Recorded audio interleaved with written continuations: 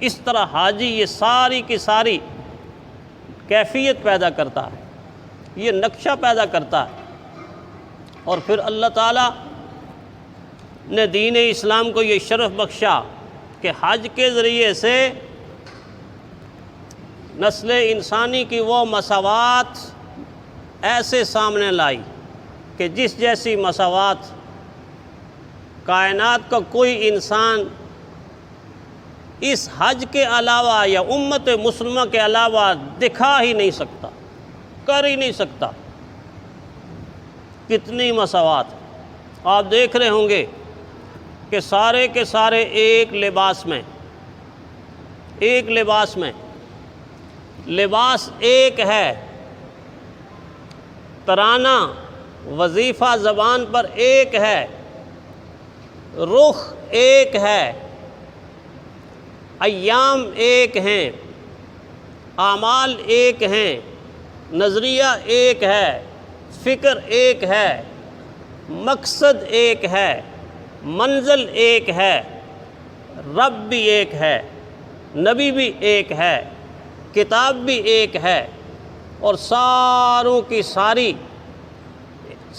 کے سارے ایک مقصد کے لیے جمع ہو کر ایک آواز میں اس رب کو پکار رہے ہیں۔ اس سے بڑی یکجہتی اور کیا ہو سکتی،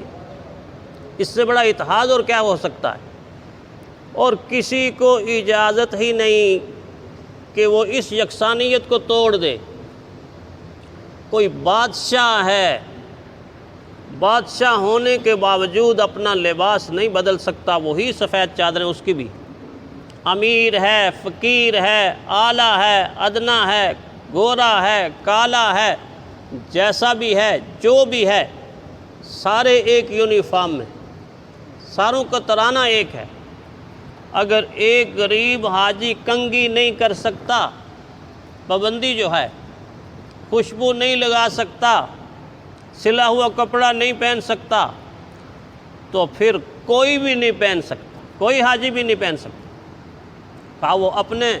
ملک کے اندر، اپنی بستی کے اندر، اپنے علاقے کے اندر بڑا نمبردار ہو، بڑا جرنیل ہو، کوئی جج ہو، کوئی وزیر اعظم ہو، کوئی منسٹر ہو، کوئی فلاں ہو، جو ہے اپنی جگہ پر ہے، لیکن یہاں پر تو ایسا ہے کہ حکم سب کے لیے برابر ہے۔ نہ کوئی کنگھی کرے گا، نہ کوئی تیل لگائے گا، نہ کوئی خوشبو لگائے گا، احرام کی پابندیاں سب پر لگا دی۔ اس طرح امت مسلمہ کی وحدانیت کا بہترین ذریعہ حج کی عبادت کو بنا دیا، اور پھر ایک رخ پر اگر طواف کرنا ہے تو وہ بھی، سعی کرنی ہے تو وہ بھی، اگر مینا، عرفات، مزدلفہ میں جانا ہے تو وہ بھی۔ جب روانہ ہوں گے تو اس تاریخ سے پہلے حج کی نیت سے کوئی مینا میں نہیں جا سکتا، زیارت کی نیت سے جائے تو جائے، ویسے جائے تو جائے۔ جب حج شروع ہوگا تو سارے مینا کی طرف حج ہوگا، تو وہاں سے اٹھ کے عرفات کی طرف حج ہوگا، تو عرفات میں پابندی ہے، اس وقت سے پہلے نہیں نکلنا، سورج کے غروب کوئی نہیں نکلے گا۔ وہاں عرفات سے سورج غروب ہونے کے بعد پھر مزدلفہ، پھر رات وہاں گزارے گا، رات کو پھر مینا میں آئے گا، کنکریاں مارے گا، پھر طواف کرے گا، تو ایک ہی رخ میں بیت اللہ کے گرد آپ نے دیکھا کہ یہ کبھی ایسا دیکھا کہ کچھ حاجی تو ادھر سے ادھر طواف کر رہے ہوں یوں، اور کچھ طواف کر رہے ہوں یوں؟ نہیں، جو ادھر سے ادھر آ رہے ہوں گے ویسے آ رہے ہوں گے، نماز پڑھنے کے لیے، تلاوت کرنے کے لیے، کہیں بیٹھنے کے لیے، لیکن جو ہی طواف شروع ہوگا تو طواف سارے کے سارے یوں کریں گے، ایسے کریں گے، الٹا گھوم نہیں سکتا۔ سبق ہے زندگی میں کہ اگر یہاں سیدھے چلتے ہو تو پھر پاکستان میں جا کے الٹا نہیں چلنا، غلط نہیں چلنا، چال سیدھی رکھنی ہے، چال ٹھیک رکھنی ہے، رخ ٹھیک رکھنا ہے۔ وہاں طواف کے ذریعے سے سمجھایا جا رہا ہے۔ پھر کعبہ چونکہ مرکز انسانیت بھی ہے اور مرکز کائنات، یعنی اس دھرتی کا مرکز بھی ہے، سکھایا جا رہا ہے کہ جب تم یہاں دیوانوں کی طرح، مستانوں کی طرح، پروانوں کی طرح، عاشقوں کی طرح ایسے پھیرے لگا رہے ہو، اللہ تمہیں یہ سبق دے رہا ہے کہ اللہ کے دین کو لے کر بھی کائنات میں نکلو، اسی طرح دیوانوں کی طرح، پروانوں کی طرح، مستانوں کی طرح۔ بلغوا عنی ولو آیا، ایک آیت بھی تمہارے پاس ہے تو تم پھر کے، چل کے، آ کر، جا کر دنیا کے دوسرے انسانوں تک پہنچا دو۔ گویا کہ اس سفر میں طواف کے ذریعے سے رخ بھی ٹھیک کرایا جا رہا ہے،